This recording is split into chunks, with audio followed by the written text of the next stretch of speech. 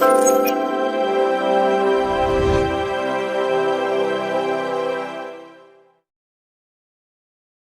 వివాహాది శుభకార్యములకు, పుట్టిన రోజులకు, మీటింగులకు అత్యాధునిక సదుపాయాలతో ప్రొద్దుటూరు వాసవి సర్కిల్ వద్ద నుంచి అతి సమీపాన మీకు అందుబాటు ధరలలో happy banquet AC function hall మీకు స్వాగతం పలుకుతుంది. మా ఫంక్షన్ హాల్ నందు వంట సామాగ్రి మరియు విశాలమైన కార్ పార్కింగ్, అతి తక్కువ మెయింటెనెన్స్ ఖర్చుతో ఏ ఫంక్షన్ అయినా మా happy banquet AC function hall నందు జరుపుకొని ఆనందాన్ని పొందండి. బుకింగ్ కొరకు సంప్రదించండి.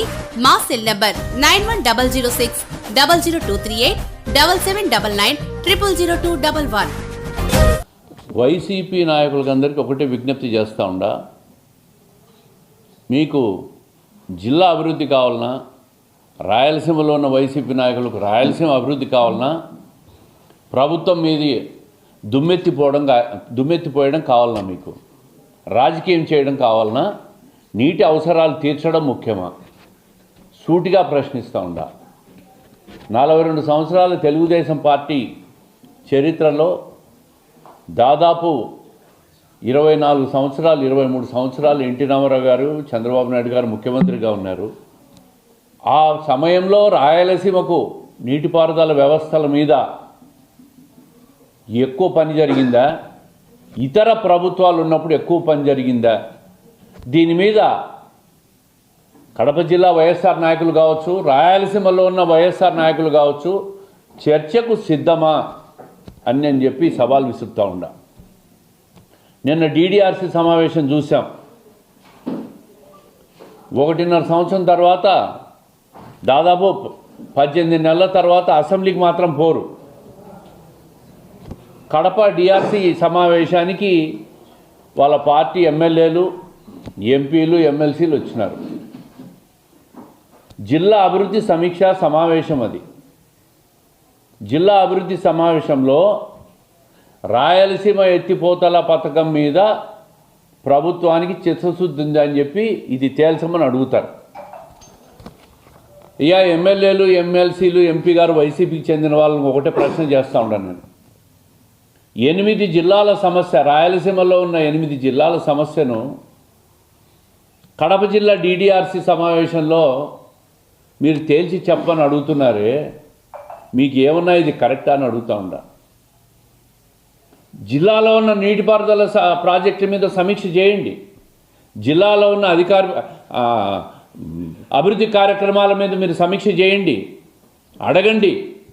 ప్రభుత్వం ఏదైనా తప్పులు చేస్తే నిర్మాణాత్మక ప్రతిపక్ష పాత్రలో తప్పులు ఎత్తి చూపండి, సవరించుకునేదానికి మేము సిద్ధంగా ఉండాం. అంతేగాని రాయలసీమ ప్రాంతం 8 జిల్లాల సమస్య తీసుకొని వచ్చి కడప జిల్లాలో కడప DRC మీటింగ్లో ఒక చర్చ లేపి, ఒక రాజకీయ దుమారం లేపి, ప్రభుత్వం మీద విషయం గక్కి బాయ్కాట్ చేసిపోయినారు. అసలు మీకు చిత్తశుద్ధి ఉంటే మీరు ఆ సమస్య కాకుండా ఇతరత్ర సమస్యలు ఉన్నాయి, ఆ చర్చలో మీరు పాల్గొని ఉండొచ్చు కదా. ఎందుకు బాయ్కాట్ చేసిపోయినారు?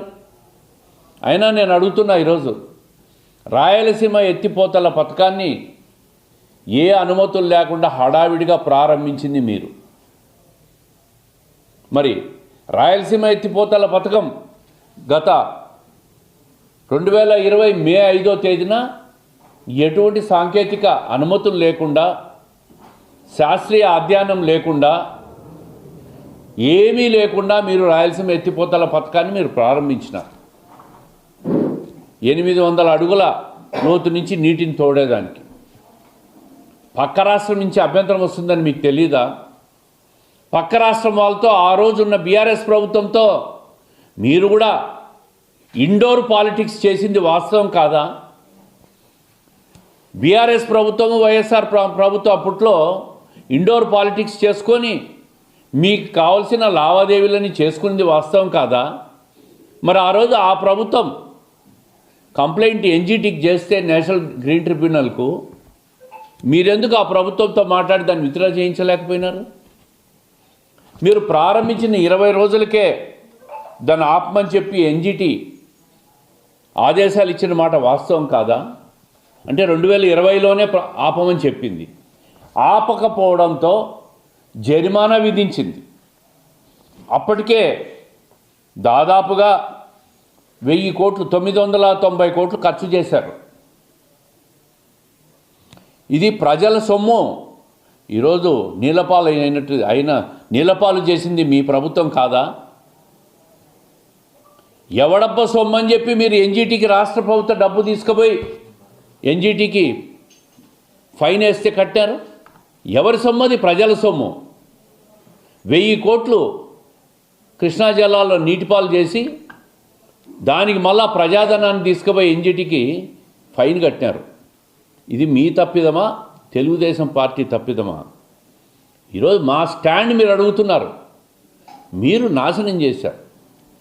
మా స్టాండ్ కావాలంటే కడప డిఆర్సీ సమావేశంలో మీరు ఎత్తి ఈ పాయింట్లు ఏమనెత్తాలనా? ఇది ఒక ప్రాంత సమస్య, 8 జిల్లాల సమస్య, పక్క రాష్ట్రంతో సమస్య, పక్కన రాష్ట్రాలన్నీ నీటి యుద్ధాలు చేసుకోవాలనా? 24 గంటలు ఘర్షణ వైఖరితో ఉండాలనా?